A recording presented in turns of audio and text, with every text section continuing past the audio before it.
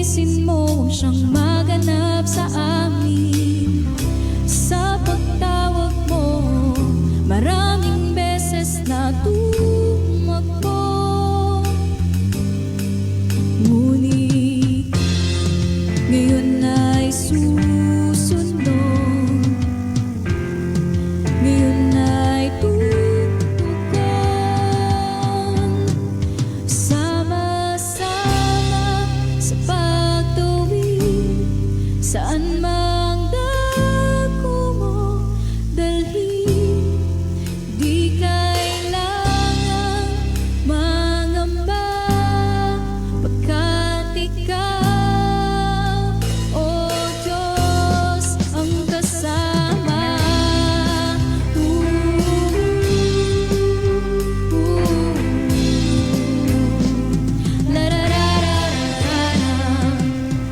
Sa iyong mandato na humayo, salita mo ang sandatang baon ko.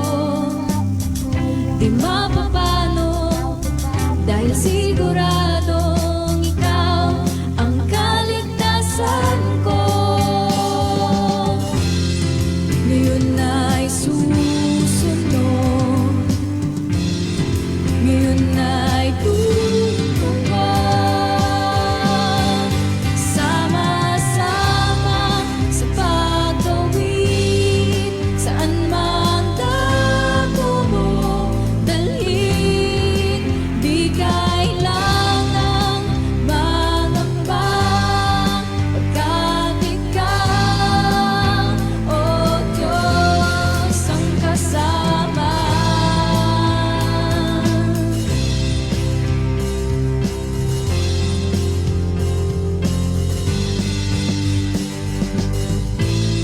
Hindi makikinig sa sinasabi ng mundo, tanging ang tinig mo ang magiging gabay ko.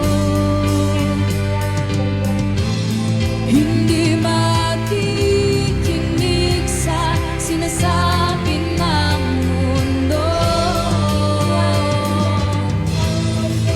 tanging ang tinig mo ang magiging gabay ko. Sama-sama sa pagtawid, saan mang dako mo dalhin. Di kailangan mangamba, pagkat ikaw, o Diyos, sama-sama sa pagtawid, saan mang dako mo dalhin. Di kailangan mangamba, pagkat ikaw, o Diyos, ang kasama.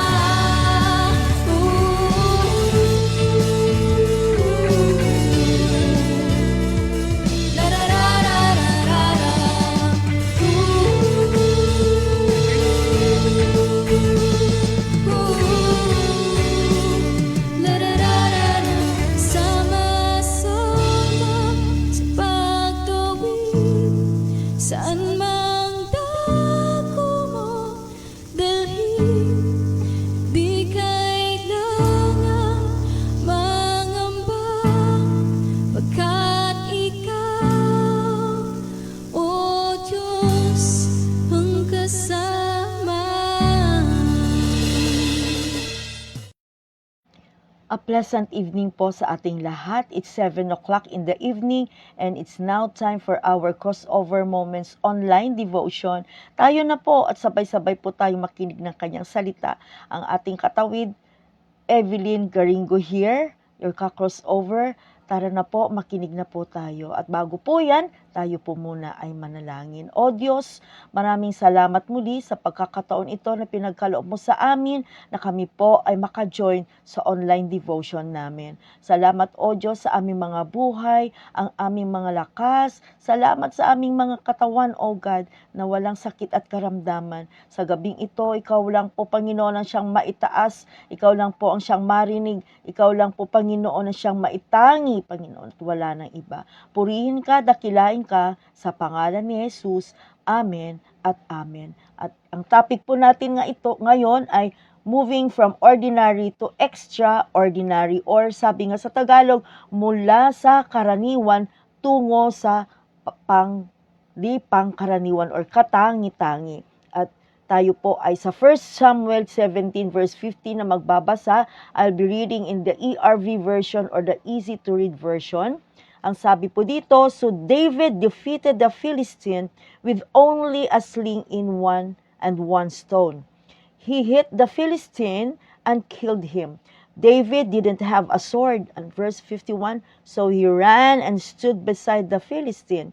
Then David pulled out Goliath's own sword and used it to cut off his head. Purihin ang salita ng Diyos. So, natalo po ni David si Goliath sa pamamagitan ng isang tirador. Napatay niya ito bagamat wala siyang sandata. Amin po, wala siyang tabak Only a sling and a stone in his hand. Sa chapter po ng 1 Samuel 17, just for a little background, dito po makikita natin si Goliath na challenge ang mga Israelites. Pangalawa po, si David goes to the battlefield. Number 3, David killed Goliath. And number 4, Saul begins to fear God. Dito, makikita natin kung papaano nagkaroon ng pagbabago ang naging buhay at kalagayan ni David. Kasi po, si David ay isang pangkaraniwang bata lang.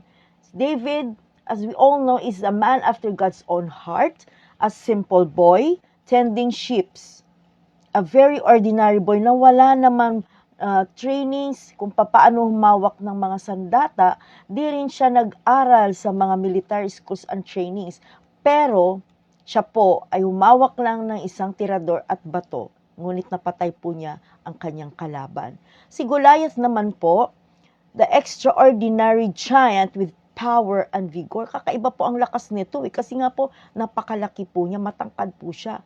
Have an extraordinary strength, of course, and a very fearful man. Nakakatakot po siya talaga. Baka isang apak lang niya, isang step lang niya, isang hakbang pa lang niya, yumayanig na ang lupa. Kaya ganun na lang po kung paano matakot ang mga tao, lalo na mga Israelita. At alam naman po natin lahat na ang kwento ni David at si Goliath ay natalo ni David si Goliath, di po ba? Only with a sling and a stone in his hand and no other weapon. Praise the Lord. So, ano po kaya ang naging sikreto ni David? Bakit po natalo niya si Goliath? Na si Goliath po, alam niyo, well-armored siya May helmet, hindi po basta-basta lang yung helmet niya. Meron siyang vest na bakal, meron siyang mga sword na talagang kumikinang, na magaganda. Pero, hindi po umubra kay Goliath yon. At siya po ay tinamaan lang po siya na isang bato at sling or tirador. Praise God. So, ang sikreto po ni David ay yung strong faith niya, yung malakas na pananampalataya niya sa ating Panginoon at kung paano siya sumunod sa sinasabi po ng Diyos. Pagka siya po ay nagpapastol ng mga tupa, sa tingin ko naman po, kaya po siya naturingan na man after God's own heart. Kasi nga po, nagpipraise and worship lang siya. Noon siguro talagang nakikipagniig siya sa Diyos. Kaya ganun na lang ang lakas na pinagkaloob ng Diyos sa kanya. Because there is power in the presence of God. Alam niya that he will be with God and he will empower him.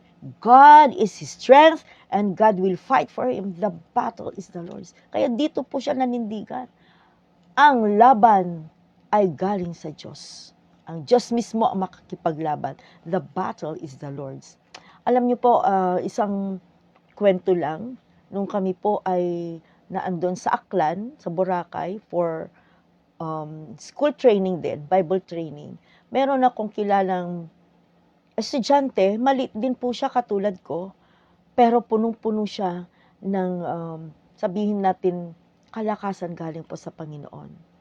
Nauunahan po niyang bumangon, nauunahan po niyang bumangon very early in the morning at hindi lang po siya doon sa harap ng aming mga cottages nagpipray, pinipili pa po niya sa mga kasukal-sukalan, masukal na lugar. Yung punong-puno po ng mga puno, mga kung ano man ang mga naandun. At sa totoo lang po kung tinatanaw ko yun, nakakatakot na lugar. Pero siya po ay naandun sa kalagitnaan.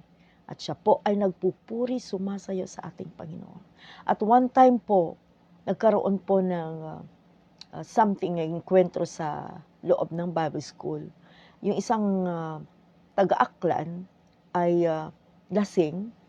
Galit na galit po siya doon sa misyonaryo po na bisita namin. At hinabol po niya ng itak. Sa takot din naman po itong missionary kasi hindi naman po niya lugar yon, hindi naman niya kabisado, ay nagtatatakbo pabalik sa Bible School.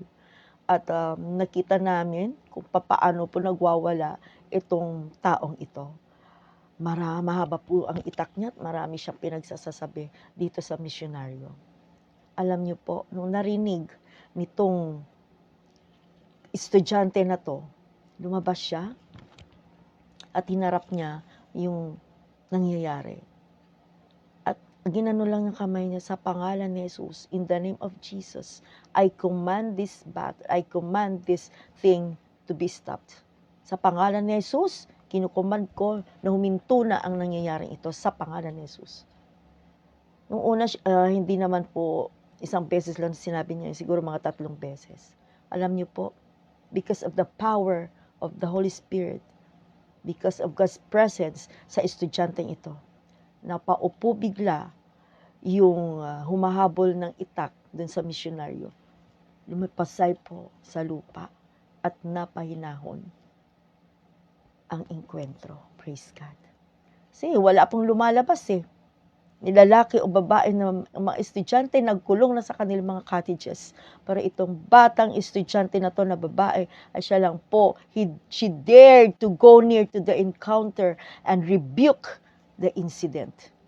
Hindi po siya natakot, hindi siya nagdalawang isip. Bakit po? Kasi may lakas siya ng loob na galing sa Diyos. There is power coming from the Lord. So ganun na lang po siya na nagpahinto ng enkwentro na yan. So, gano'n din po si David. Alam na alam niya kasi na merong Panginoong Diyos, na presensya ng Diyos ay nasa kanya.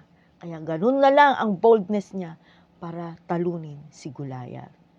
Praise God. So, ordinary to extraordinary directs or concentrates on how God takes normal people and ordinary situations or events and use them to His remarkable purpose through His divine power and Spirit. It is for His glory. So, ginagamit ng Diyos yung mga ordinary events, ordinary trials, ordinary circumstances. At ginagamit nito for His remarkable purpose through His power, through His Spirit, para po sa kalwalhatian niya. Amen po. According to Google, ang ordinary, ang ibig pong sabihin ng ordinary ay karaniwan o pangkaraniwan. Ito ay common. It's just a common thing. It's not special. It's just a usual thing. At ang extraordinary naman ay pambihira, unique, kakaiba, katangi-tangi, kapansin-pansin or noticeable, stands out, or striking. Yung mga kasabihan na pagka, lalo na yung mga sumasali sa mga beauty contest, let's say Miss Universe, Miss World, sabihin natin, wow, striking ang beauty niya. So, yun po ay extraordinary, kakaiba, unique, noticeable, kapansin-pansin, stand out, or striking. At marami po ang mga halimbawa sa Biblia, mga Bible characters na nagkamit sila ng extraordinary life, extraordinary name, mula sa ordinary. At tingnan po natin yung iba, mangilan-ilan. Unang-una po si Adan. Si Adan po ay mula sa alabok tungo sa buhay na kaluluwa. At ito po ay makikita natin sa Genesis 2 verse 27. Amen po. Si Abraham, number 2, si Abraham. Si Abraham, pangalang Abraham, mula sa pagiging baog, kasi po ang una niyang pangalan ay Abram, from the name Abram, tungo sa pangalang Abraham, mula sa pagiging baog, tungo sa Abraham na naging ama ng maraming bansa. Naging extraordinary ang pangalan niya. He is the father of many nations. Well, in fact, baog nga po siya. Dahil matanda na sila ni Sarah. But praise God, Grabe ang turning point na ginawa ng Lord sa buhay ni Abraham, from Abram to Abraham. Pangatlo po, mga disipulo ng Diyos na si Jesus. Mula sa pangingisda, ito ay makikita din sa Acts 4 verse 13, at di nakapag-aral tungo sa pangingisda ng mga kaluluwa, pangingisda ng mga tao. They became the fishers of men at naging leaders sa mga iglesia or churches tungo sa pinuspos ng Espiritu, naging leader sila ng mga simbahan. See? Ganun po kumilos ang Diyos. From ordinary to extraordinary. Pang-apat po si Saulo or si Paul. Kilala po natin yan si Pablo. Mamamatay tao po yan, di po ba? The persecutor of the Christians. Taga-usig ng iglesia. Tungo sa Pablo, naging dakilang, siya naging? Misyonaryo. Grabe po, di ba pinapatay niya ang mga Kristiyano? Talagang matindi ang pagpe-persecute niya sa mga ito. Pero nangusap ang Lord, po, mamamatay tao po yan, ha? A very ordinary person. But God turned his life and he became a missionary. Praise God. Hallelujah. Napakagaling po ng Lord talaga. Panglima po si Joseph, si Jose. Alam ko po na alam niyo din po ito. Mula sa pagiging alipin ni Potiphar, tungo sa prinsipe ng palasyo ng Ehipto. At alam po natin, kagulit po na nabanggit kagabi sa crossover. Pinagbili siya ng kanyang mga kapatid, kung ano pa yung mga ginawa ng mga kapatid sa kanya, pero naging prinsipe siya ng palasyo ng Ehipto. Amen po. Naging alipin lang siya ni Potiphar, pero naging hari, naging prinsipe. Si David po, mula sa pastol, tungo sa dakilang hari ng Israel. So ilan lang po yan sa mga Bible characters sa Biblia na naging extraordinary, katangi-tangi mula sa common at ordinaryong tao, ordinaryong buhay. Kaya kung kayang gawin ng Diyos po ito sa mga unang mga tao, alam ko po na kaya din pong gawin ng Diyos sa atin po. Amen po. Kayang baliktarin ng Diyos ang kasaysayan ng buhay mo, kapatid. Ulitin ko po yun. Kayang baliktarin ng Diyos ang buhay mo mula sa ordinaryo to the extraordinary or katangi-tangi. So, paano po ba? Paano po tayo maging extraordinary from ordinary? Number 1, kilalanin ang iyong tunay na kalagayan, magpakumbaba sa kanyang harapan. Pagkilala sa iyong kahinaan at pagiging totoo sa sarili at sa Diyos. Maging honest ka lang sa sarili mo. Kilalanin mo ang tunay na ikaw, kalagayan mo, that you are nothing in the sight of God. Magpakumbaba ka at lumapit sa Diyos. Praise ka. Maging transparent ka lang. Amen. Hindi yung sinasabing oro can or plastic. Kasi alam naman po ng Diyos kung ano ang nangyayari sa atin even to the deepest of our lives, to the deepest of our hearts. Pangalawa, yakapin sa iyong buhay ang kapangyarihan ng Diyos. Sa likod ng mga kaganapan, siya ay gumagawa upang mangyari ang kanyang kalooban. Pangatlo, hangarin, mapuspos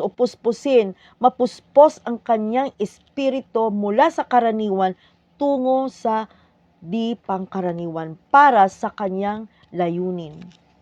Amen po. At pang-apat, maging handang tumugon at ipagamit ang iyong talento at ang iyong buhay. Magsimula ka sa maliit na bagay at luwalhatiin ang ating Diyos. Praise God. So, be faithful in little things and be contented. Amen po. Alam niyo po, i-glorify niyo lang ang Lord. Kung ano man ang sitwasyon mo ngayon, kung ano man ang position mo ngayon, kung anong meron ka ngayon, just be contented, just be faithful to it, and glorify His name, and God will promote you. Remember, God is a God of promotion. Hindi yung, ganito naman na talaga ako eh. Di na, wag na, tama na. Diba? Sinasarado mo na po ang pintuan para sa pagiging extraordinary mo. Gusto mo yata mediocre Christian ka na lang. Anong ibig sabihin ng mediocre? Yung ganyan na lang, walang pag-asa, walang pag-asenso. Just an ordinary ka na lang na tao. Hindi po. God is giving us all the chances to be promoted at magiging kakaiba. Amen po. So, just open your hearts to the Lord. Surrender mo ang buhay mo. Lord, ito po ako. Ito lang po ang meron ako. Ito lang po ang kakayanan ko. Help me to be an extraordinary person. God doesn't require exceptional talents and skills. Ulitin ko po ulit yun. God doesn't require exceptional talents and skills, but because God is looking at our hearts. Are you faithful? Tapat ka ba sa Kanya? Tapat ka ba kung anong meron ka ngayon? And are you available? Available ka? Kung anumang oras na tawagin ka ng Diyos, kung anong oras na gusto kang gamitin ng Diyos, tapat ka po ba and available ka po ba? And are you willing? Are you willing to say yes to His calling? Kung hindi ka willing, wala talagang mangyayari. Hanggang dyan ka na lang. But you are willing, yes, Lord. Diba may kanta ng mga bata, yes, Lord, yes, Lord, yes, yes, Lord, yes, Lord, yes, Lord, yes, yes, Lord, yes, Lord, yes, Lord, yes, yes, Lord, Amen. Kanta po ng song na yun eh. If you are willing enough, the Lord will move into your life and make you an extraordinary person. Praise God. Sabi dito, ordinary people are transformed into extraordinary people in the presence of the Holy Spirit just like the early disciples. God has pleasure, God has delight in using the humble people. Itong hinahanap ng Diyos, yung mga mapagpakumbaba. Amen po. Yung low profile na, Lord, ito lang po ako. Ayaw po ng Diyos yung talented ka nga, punong-puno yung ulo mo ng mga knowledge and skills, pero mayabang ka naman. Ayaw po ng Lord John. Di bali na lang. Na dito na lang ako sa mangmang dahil maganda po ang puso nito. Kaysa yung marunong, napakahusay, punong-puno ng talento, punong-puno na skills, pero mayabang naman. Hindi po gusto ng Diyos yun. Sabi sa 1 Corinthians chapter 1 verse 27, God uses the foolish things to confound the wise. Confound the wise. Ulitin ko yon. God uses the foolish things to confound the wise. Mas ginagamit ang Diyos ang mga mangmang, ang mga walang alam para ipahiyain ang mga meron. But God chose the foolish things of this world to shame the wise. He chose the weak things of this world to put them into shame. Amen po. To shame the strong. Ayan po. Kaya sa gabing ito, hinahapon ko po kayo mga kapatid. Challenge ko po kayo tonight. Do you want to cross over mula sa pagiging ordinary, mula sa ganitong kalagayan na masalimuot, magulo, nalilito, or ang tingin mo sa sarili mo, napakababa mo, wala kang silbi, wala kang kwenta, ang self-esteem, very low ang self-esteem mo? It's high time for you to cross over, to move from ordinary to extraordinary now. Your crossover moment is now, kapatid. Just open your heart. Amen po. The truth is, It is only God who can do it. Only surrender everything to the Lord. Are you willing to cross over from ordinary to extraordinary? From nothing to something? From nobody to somebody? Think it over. God loves you. Tayo po'y manalangin. Yes, Father God, we thank you so much for the wonderful word that you have given us. Na Panginoon, gusto mo kaming maging extraordinary people, na maging katangi-tangi kaming anak mo, because sabi mo sa iyong salita, we are the head and not the tail. We are the chosen generation, O God, a peculiar people, O God, that show forth the praises of Him. Panginoon, pinapanalangin ko po sa gabing ito ang mga kapatid online, Panginoon, na nagsasuffer ng self identity, Lord, yung ang identity niya ay napakababa. Nag-struggle po siya sa low esteem na meron siya, na sa tingin po niya ay walang kwenta ang buhay niya kung nakakarinig man siya ng ganito sa pamilya niya, sa school, sa katrabaho, sa paligid niya na sinasabi sa kanya, wala kang silbi, wala kang kwenta. Sa pangalan ni Jesus, kapatid, bumangon ka sa kinaroroonan mo ngayon and take your crossover moment. Dahil sabi ng Diyos, kaya mong maging extraordinary dahil sa Panginoon. Lumapit ka lang. Sabi nga sa Jeremiah 33 verse 3, come unto me, and I will answer thee and show you great and mighty things that you don't even know. Oh Lord, have mercy on these people. Yung mga nakukondem, Panginoon. Yung mga nakakarinig na hindi kaaya-ayang marinig, O Diyos. Make them strong right now. Salamat, O Diyos. Mangusap ka sa kanila na mayroong pag-asa, may promotion sa Lord. Mayroong panahon at chance na sila'y maging katangi-tangi. Kung ikaw, kapatid, ay nasasabihan na wala kang kwenta sa trabaho mo, na wala silang nakita na ambag mo sa trabaho, wala silang nakita achievement mo sa trabaho, it's high time for you to cross over from that chaos. It's high time for you to go to the Word of God, go to the presence of God, because you are somebody. In Jesus' name. Lord God, maraming salamat po sa gabing ito. Maraming salamat po sa iyong salita. At merong pag-asa, may promotion sa Lord. Moving from ordinary to the extraordinary. We give you all the praise. In Jesus' name we pray. Amen and amen. Maraming salamat po sa pag-join nyo. Bukas po muli, kita-kita po tayo. God bless us all.